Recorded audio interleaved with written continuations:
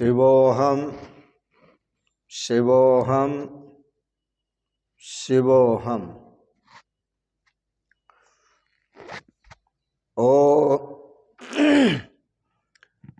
ओम सच्चिदानंदरूपाय विश्वोत्पत्त्यादिहेतवे तापत्रय विनाशाय श्रीकृष्णाय वयं नमः।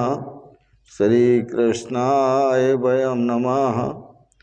ओम अखंडानंदबोधाय शिष्यसंतापहारिणे सच्चिदानंदरूपाय तस्मै श्री गुरवे नमः। तस्मै श्री गुरवे नमः। तस्मै श्री गुरवे नमः। पूर्व प्रसंग में आप श्रवण कर रहे थे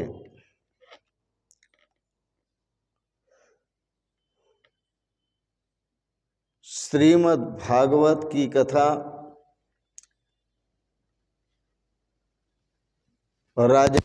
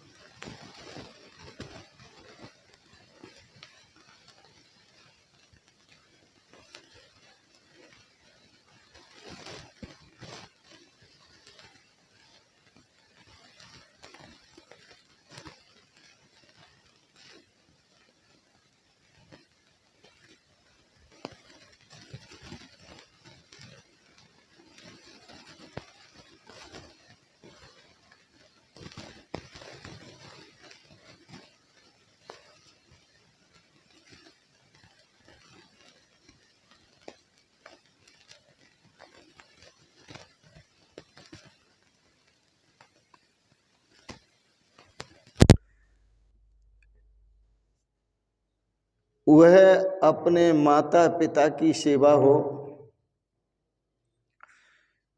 या संत सतगुरु की सेवा हो,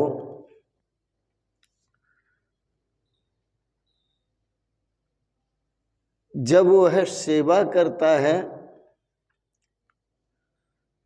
तो उसका भाव भक्ति से भरा हुआ भगवान का स्वरूप समझकर सेवा करता है।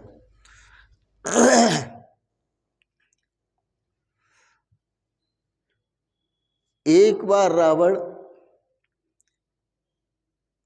बलि से युद्ध करने के लिए सुतल पाताल लोक में पहुंचा और जब वहां सुतल पाताल लोक में आया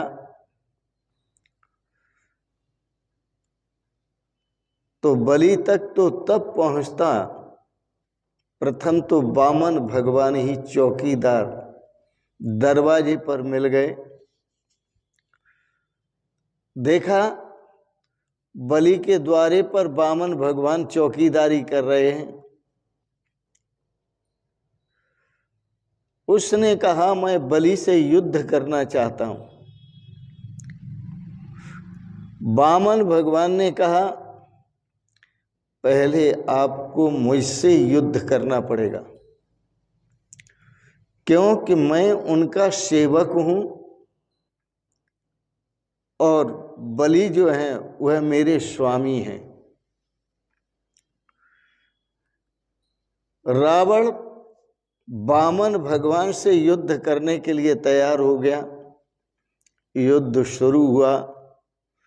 वामन भगवान ने उसकी छाती में एक ऐसी लात मारी कि एक ही लात में वह समुद्र के किनारे जाकर गिरा।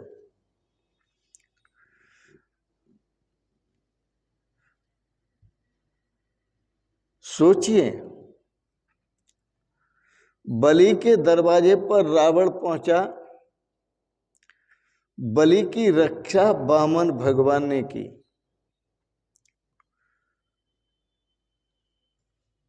मैंने आपको कहा था कि प्रत्येक मनुष्य बलि का रूप है।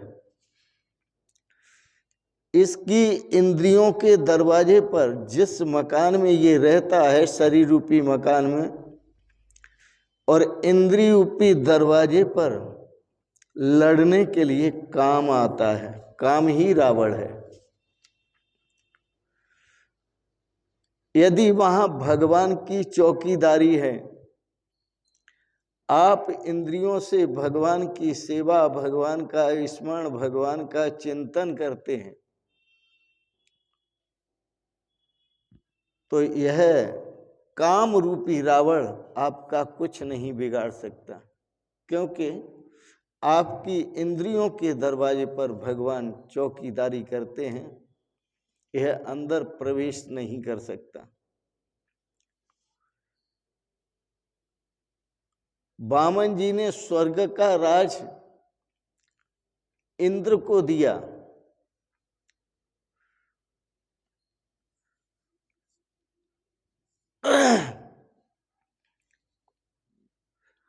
और वामन जी बलि राजा से दान मांगने गए, द्वारपाल बन गए। जो दान लेता है वह दान दाता का सेवक बन जाता है।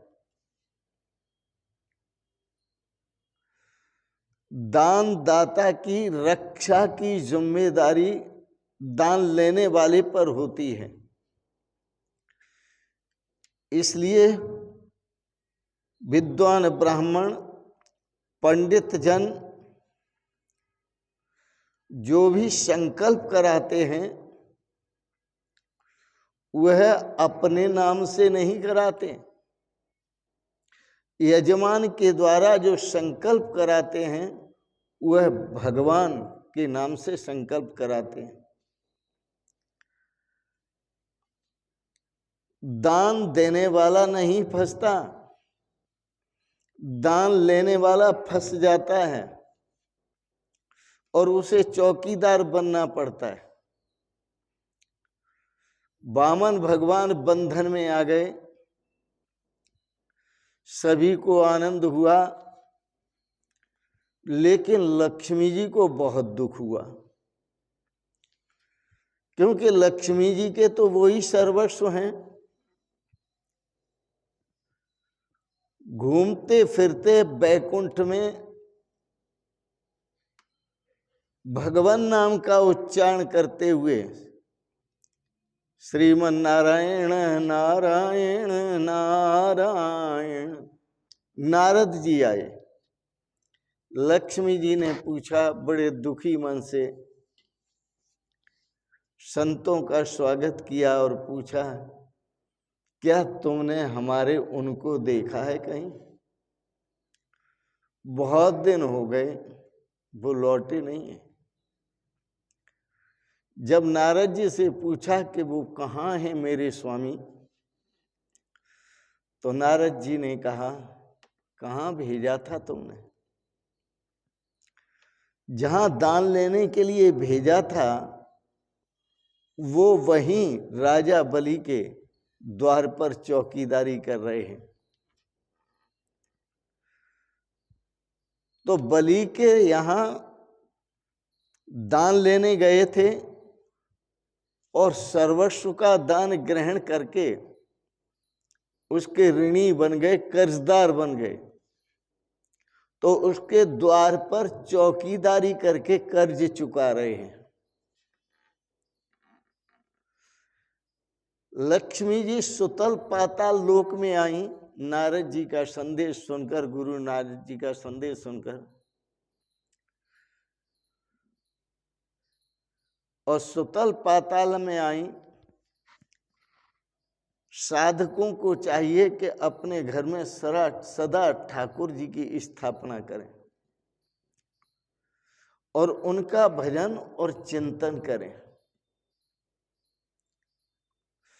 जब ठाकुर जी की स्थापना अपने घर में करते हैं और भजन चिंतन करते हैं तो लक्ष्मी जी को बुलाना नहीं पड़ता, लक्ष्मी जी खुद चली आती, दौड़ती हुई आती हैं अपने आप। क्योंकि जहां भगवान होते हैं वहां लक्ष्मी अपने आप आती हैं।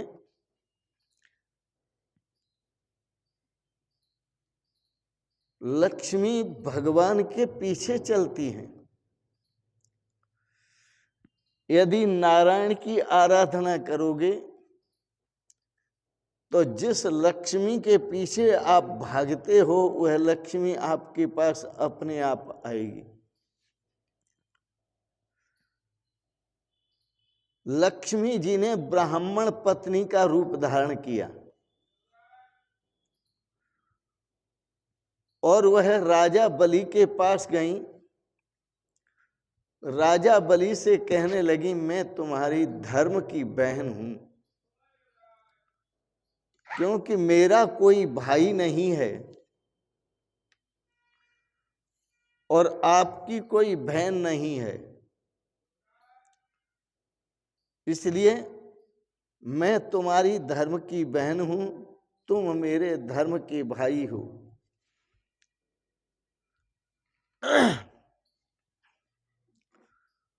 बलि को बड़ा आनंद हुआ, बहन का बंधन किया।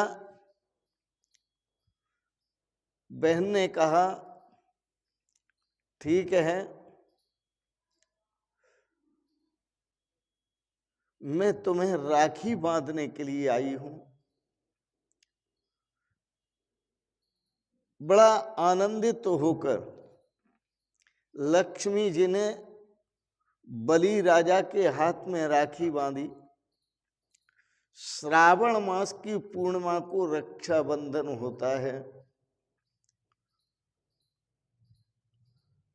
और जब राखी बांधी तो राजा बलि को बहुत आनंद हुआ, बहुत खुश हुआ। उसने कहा, बहन जो मांगना चाहती हो मांग लो। लक्ष्मी जी चुप हैं। बलि जी कहते हैं, राजा बलि कहते हैं कि बहन जो कुछ मांगना चाहो मैं वही दूंगा। मैं आपसे आज बहुत खुश हूं, प्रसन्न हूं। लक्ष्मी जी ने सोचा, वैसे तो मेरे यहां सब कुछ है। कहा, तुम मेरे धर्म के भ्राता हो और देना चाहते हो तो आप ये चौकीदार जो है इस चौकीदार को मुझे दे दो। राजा बलि ने कहा, बहन ये तुम्हारा कोई रिश्तेदार लगता है क्या जो इसको मांग रही हो? ये तो चौकीदार है मेरा।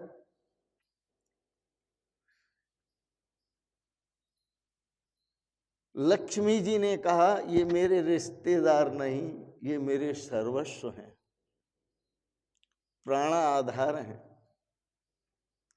बस इतना जैसे लक्ष्मी जी ने कहा वैसे ही चतुर्भुज रूप में नारायण प्रकट हुए और दर्शन दिए। बोलो लक्ष्मी नारायण भगवान की जय।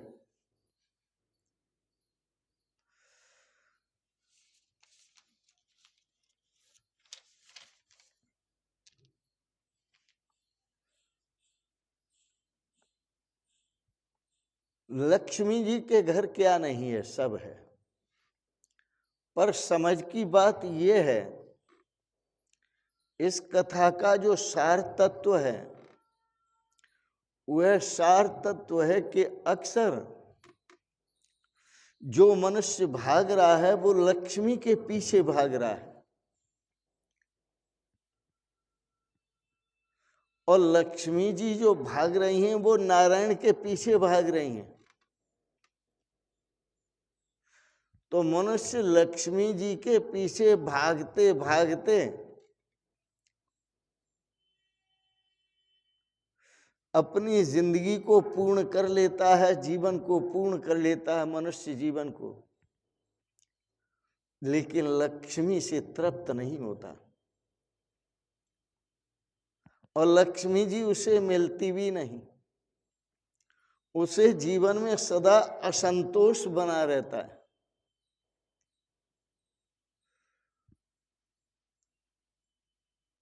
इस कथा से हमें सीख मिलती है कि हम यदि भागना है, जो भी परिश्रम करना है, वो नारायण के लिए परिश्रम करना है और नारायण को अपने घर लाना है। इसलिए कथा के प्रारंभ में कहा कि आप लक्ष्मी के पीछे न भागें, आप नारायण को अपने घर में ले आएं। नारायण की, भगवान की स्थापना आप अपने घर में करें और निरंतर भजन कीर्तन करें, चिंतन करें, प्रभु का ध्यान करें। वहां भगवान अपने आप प्रकट होंगे। राजा बलि के यहाँ चतुर्भुज नारायण प्रकट हुए। लक्ष्मी अपने आप पहुंच गई। श्री सुखदेव जी वर्णन करते हैं, राजन, यह माता महालक्ष्मी है और वह नारायण है। श्रावण शुक्ल पक्ष पूर्णिमा के दिन बैकुंठ धाम में पधारी लक्ष्मी नारायण के साथ पधारी। इसलिए रामा अनुजाचार्य संप्रदाय के जो संत हैं, जो भक्त हैं, वह श्रावण मास की पूर्णिमा वाले दिन पाटो उत्सव मनाते हैं। उनके यहाँ पाटो उत्सव मनाने की प्रणाली है। इस प्रकार लक्ष्मी जी ने दान से बद्ध करके, दान से बद्ध हुए नारायण को मुक्त किया। अतः भगवान कहते हैं, ब्रह्मा जी से भगवान ने कहा, श्रीमद् भागवत के 8वें स्कंद के 22वें अध्याय के 24वें श्लोक में, ब्रह्मन यम अनुगृणामि, मैं जिस पर कृपा करता हूं उसका सब छीन लेता हूं। तो वह सब कुछ तो मेरा हो जाता है और मैं उसका हो जाता हूं। कितनी विचित्र बात है। मैं जिस पर कृपा करता हूं तद विशो विद्या नाम्यहम यन मदः पुरुष स्तब्धो लोकम माम चावमन्यते। ब्रह्मा जी, मैं जिस पर कृपा करता हूं उसका धन छीन लेता हूं, संपत्ति छीन लेता हूं, उस व्यक्ति को निर्धन बनाता हूं। क्यों? क्योंकि जो धन प्राप्त हो जाता है, जिसको अधिक धन प्राप्त हो जाता है, तो वो व्यक्ति अभिमानी हो जाता है और जब अभिमानी होता है तो वो सबका अपमान करने लगता है। उसके अंदर शालीनता नहीं रहती। अभिमानी बनता है तो लोगों का अपमान करता है। इसी कारण से प्रहलाद जी ने भगवान से कहा था कि प्रभु, मेरे पौत्र का जो आपने यह जो सब कुछ ले लिया, यह छल से नहीं लिया है, यह कृपा करके लिया है।